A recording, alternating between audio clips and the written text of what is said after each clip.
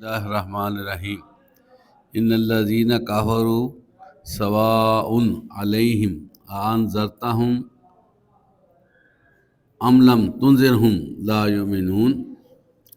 بے شک وہ لوگ جنہوں نے کفر کیا وہ برابر نہیں ہیں، آپ نے ڈرائیں یا نہ ڈرائیں وہ ایمان نہیں لانے والے۔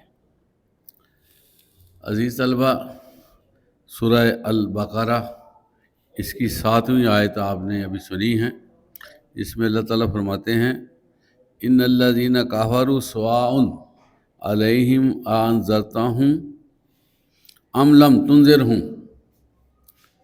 بے شک جنہوں نے کفر کی راہیں اختیار کی، جن کے دلوں میں کفر گھر کر گیا اور جن کے دل سخت ہو گئے،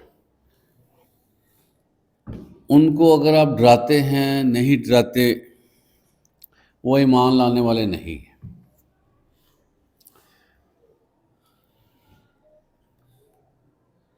ختم اللہ علی قلوبہم وعلی سمعہم وعلی ابصارہم غشاوہ ولہم عذاب عظیم۔ ان کے دلوں پر اور ان کے کانوں پر اور ان کی آنکھوں پر پردہ ہے، اور ان کے لیے اللہ تعالیٰ نے عذاب عظیم جو ہے وہ بنا رکھا۔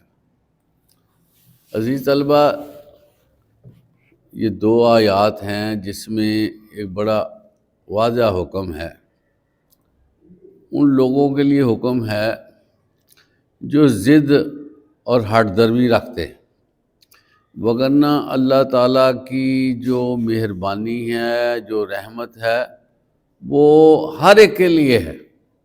اور اللہ تعالیٰ خود قرآن مجید میں ارشاد فرماتے ہیں کہ میں کسی جان پہ ظلم کرنے والا نہیں ہوں۔ اب اللہ تعالیٰ خود خالق ہیں، کیسے ہو سکتا ہے کہ وہ اپنے بندے کو خود جہنم میں بھیجے؟ بلکہ یہاں اللہ تعالیٰ یہ فرما رہے ہیں کہ ان کے اپنے دلوں میں ہی ٹیڑھ ہے، اور ایسی ٹیڑھ ہے کہ وہ جو ہے وہ اپنے طور پر یہ فیصلہ کر چکے ہیں کہ وہ اللہ کے ہر کام کے خلاف کام کریں گے، وہ اپنے طور پر اپنے کاج میں رہیں گے، اللہ تعالیٰ کے حکموں کی پرواہ نہیں کریں گے۔ عزیز طلبہ، اگرچہ یہ بات یہاں پر آتی ہے کہ جنہوں نے کفر کیا، کفر کیا ہوتا ہے عزیز طلبہ؟ کبھی غور کریں، کفر ہوتا ہے انکار کرنا۔ انکار کرنے والے کو کافر کہا جاتا ہے۔ تو کفر جو ہے یہ کوئی بھی بندہ اس کا ارتکاب کر سکتا ہے۔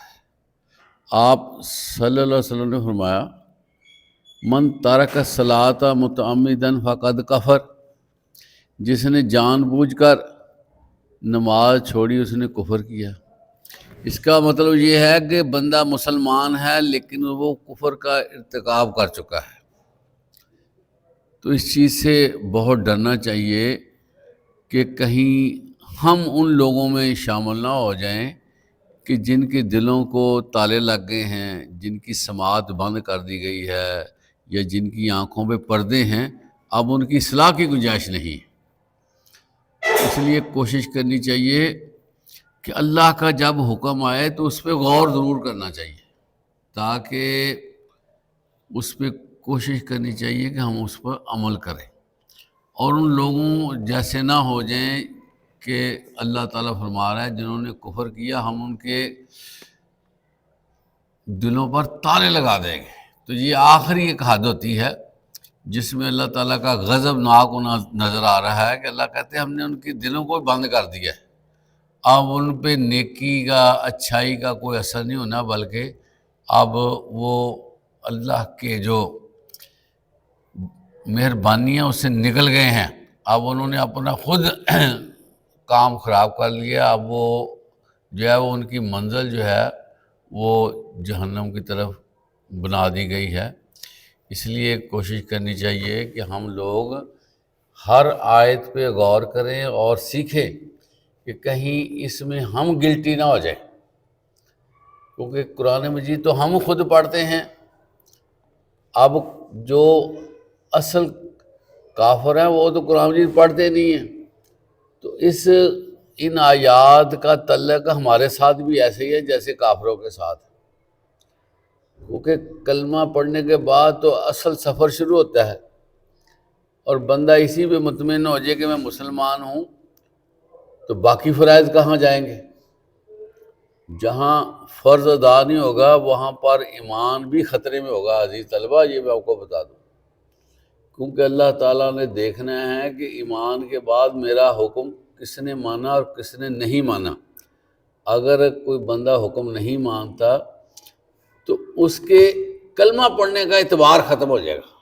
پھر اللہ تعالیٰ کہیں گے بھی تمہیں صرف یہی نہیں کہ کلمہ پڑھنا تھا، اتنی موٹی ضخیم کتاب جس میں میرے بہت زیادہ فرامین تھے اور بہت زیادہ حکم تھے، ان کے بارے میں تم نے سوچا ہی نہیں، اور لا والی طبیعت رکھ لی اور وقت گزار دیا اور میرے پاس پہنچ گئی۔ اب تم کیا ہے؟ اب تمہارا ویٹیج کیا ہے؟ تمہارا تو اعمال نامہ ہی خالی پڑا ہوا ہے۔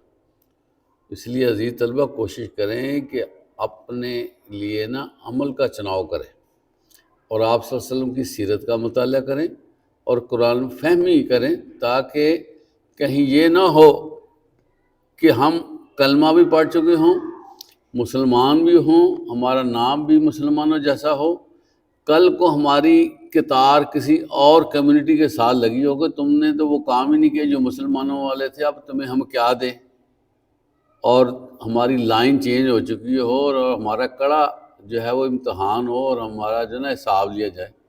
تو اللہ تعالیٰ ہمیں اس چیز کو سمجھنے کی توفیق عطا فرمائے۔ وآخر دعوانا الحمدللہ رب العالمین۔